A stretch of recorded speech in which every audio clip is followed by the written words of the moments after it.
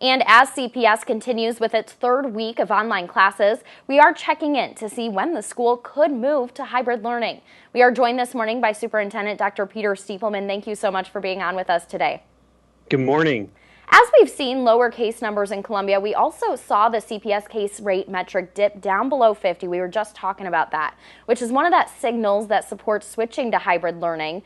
How will the district use this information going forward?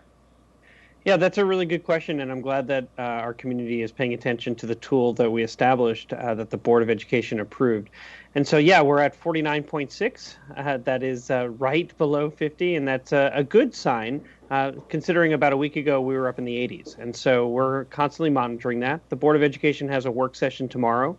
You can expect that we'll be providing another update and discussing what a phase-in might look like as we look at what our peers in the St. Louis and Kansas City area who have seen dramatic drops in their numbers, they've begun similar types of phasing in. So we'll be having that conversation tomorrow with the Board of Education. Great to hear. And is there a set number of days that the district does want to see that metric below 50 in order to make a concrete decision? Right. So what we indicated at the end of August and then at the beginning of September was that we wanted to see a couple of weeks to make sure that we had a trend forming. And at that same time, at the last board meeting 10 days ago or 9 days ago, the board indicated that they wanted us to really keep pushing towards a hybrid model and a phase-in. And so a phase-in would likely allow us to not have to wait as long. And at the same time, we need to see that those case rates continue to drop. We need to see that the positivity rate continues to drop. And then we need to make sure that we can continue to maintain those 5 layers of protection, everything from hand washing to social distancing to good hygiene to contact tracing. All of those pieces really go into making sure that we can confidently come back and do it so that we're not back and forth. And can you talk a bit more about that phased approach that the district would use to return to in-person classes? Sure. So last week we began the conversation about bringing back our earliest learners, some of our students who are eligible for IEPs, and then our career and technical ed students, and then phasing in older students at the elementary level, and then after that phasing in middle school and then high school. And so we'll have that conversation tomorrow to continue that conversation. What I just shared with you is what we shared last week, and tomorrow we'll keep going with the Board of Education and seeing where their thoughts are, as well as what we've learned as we continue to think about phasing in. This is a massive operation, the public schools here in Columbia, as well as other large districts in the state of Missouri. So to shift so quickly is not so easy. Everything from custodians, who right now, some of them are working at the University of Missouri in a relationship that we formed with them so that they had a need and they paid for the custodians' salaries and benefits that were our employees. And so once we need them back, they'll come back. It takes us some time to make sure that we're hiring paraprofessionals. We paused on those hirings because we didn't want to have to furlough anyone, nor do we want to be good stewards of the taxpayers' money. And so to hire positions that we weren't going to use initially would have been ill-advised. So there's a lot that goes into changing. But we also know that the community really wants us back, and so do we. And so we'll be working on that tomorrow with the board. And we've also reported on that data error from the Boone County Health Department that has been skewing some positivity rates higher since May 1st. Have health officials worked with the district to help understand how this has impacted any of the return to learn plans? It didn't impact us that much, right? I mean, when you look at what the CDC and the WHO have advised in terms of the positivity rate, they said 5%. The White House says 10%, right? So we were already using those as our numbers. So whether it was 44.6, which was outrageous, right, or 22, which is outrageous still, those are really those numbers. We were pleased to see that it dropped and that they had made some adjustments or corrections. But that wasn't the tool that we were using as our primary tool in terms of looking at what we should be doing. The tool that we were using is exactly what's on our website, looking at the 14-day positive case rate, not the positivity rate, although that was our secondary tool as to say, okay, so if this, and then those 5 layers of protection, are we ready to come back? So it didn't impact us very much because it's still 2 times as much as what the White House says and 4 times what the CDC and the WHO have advised. So a lot of parents have questions about when they could get back to that hybrid learning. And we know the board will talk more about that in coming days. But you just mentioned earlier how massive of an operation it is to return to those in-person classes. So once a decision is made, would it take weeks or months to go back to the classroom? What kind of timeline would we look at there? Oh, definitely not months. So, yeah, I think everyone's heart probably just went like that when you said months. Weeks, definitely. One of the things we need to make sure is, as you indicated, we're below 50. We're at 49.6. We ticked up a little bit yesterday. And so we want to be assured that we're not going to be back and forth. That's very hard for families. It's very hard for teachers. It was a massive undertaking to go from writing all your lesson plans for a 5-day full day to begin planning for what a hybrid might look like to then shift to what virtual is. And we're in week 3 of virtual. And in those families that I've talked to and in those Zoom classes that I've sort of popped in on, we're seeing great things happening. Our teachers are really doing a remarkable job of engaging students. Overall, what I've been hearing is very much different from what it looked like in the spring. The spring was all about maintaining. And this is all about really teaching new material, getting kids connected, and moving forward. So we're really feeling good about all of that. That's great to hear. And how have staffing levels been within the district? Are there any additional COVID-19 cases in teaching staff or any other staff in the district?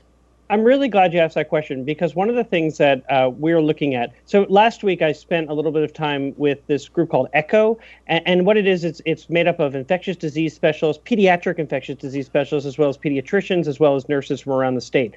And 2 doctors in particular gave us feedback. One was Jason Newland, who is at WashU, who indicated very clearly you have to look at what your data and your cases look like even when children aren't there.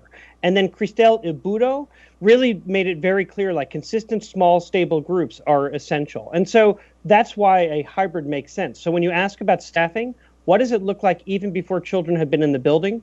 We've had more than 170 of our staff out based on either that they tested positive or they were considered a close contact, so they were quarantined, or because their own children or were quarantined or isolated, and so they have to use EFMLA. So that is federal protection to make sure that you're able to provide childcare for your own child, and so you are not obligated to come into work. And so all of those things contribute to just another factor in considering what is the most appropriate model as we consider coming back.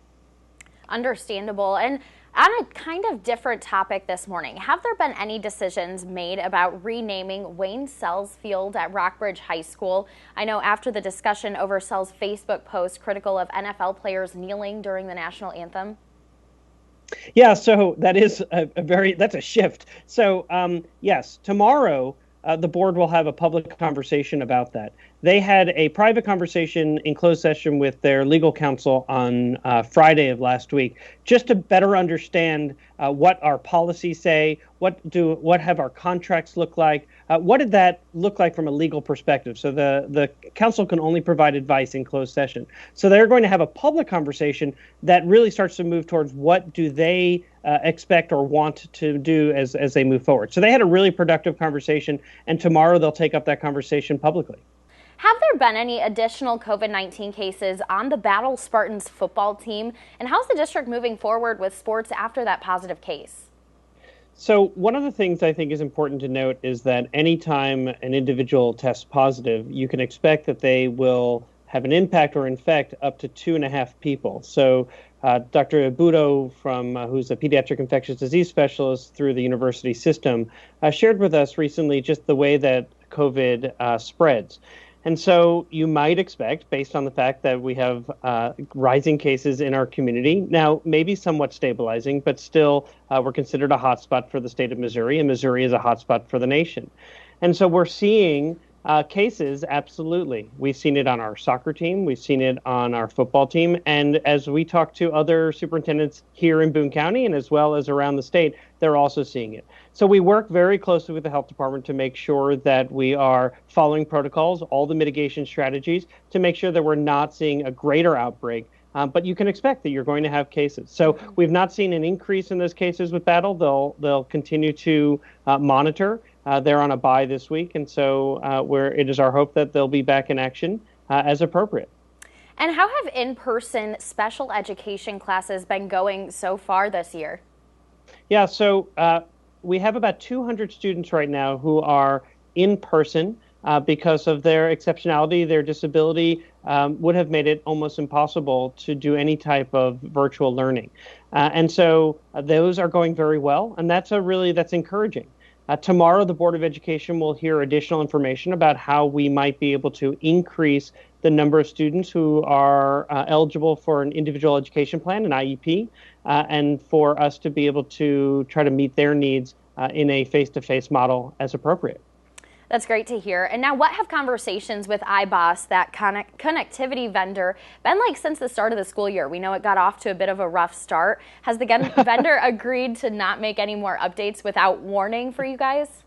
Yes. So we were supposed to have an after-action review today to kind of talk through what exactly happened. I do have an apology note from them indicating how they created this scenario, which really turned out to be quite a nightmare for us. We've begun to test the reintroduction of some of their filtering, and then we will test it out on fifth grade and eighth grade, and then we will begin to restore the different levels of filtering that we have really enjoyed as a school district, because we think that there's filtering that should exist between elementary, middle school, and high school, as well as teachers. And so we'll be reintroducing that and look forward to moving forward. And finally, Dr. Siepelman, our condolences on the passing of your aunt, Supreme Court Justice Ruth Bader Ginsberg, on Friday. Now, she had at times actually interacted with Columbia students over video chats, which I can imagine is quite an impression for some young minds. What do you hope her legacy provides to young people? First of all, thank you. It's an honor to be her nephew. And I heard you indicating that today you'll be covering her funeral at the Supreme Court, and then her laying in state at the Capitol. I'll join my family this weekend for what will be a family funeral, and an ability to just connect with my family members. Her legacy, I mean, just look at the outpouring of support and love that she has had, regardless of one's political affiliations.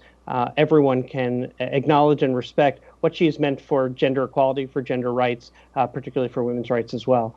For our students, I love the fact that they had an opportunity to meet with her on Skype, to review a case. We wouldn't tell them how it had been decided. They would debate each other, and then she would do a big reveal for them about how it was decided.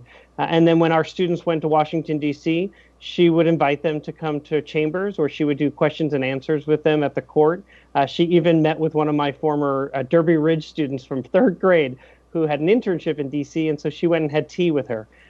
She was just a remarkable person, and everyone knows in terms of her legal mind, but she was so dedicated to her family and so dedicated to children and really thinking about this next generation of leaders. And so it's our turn.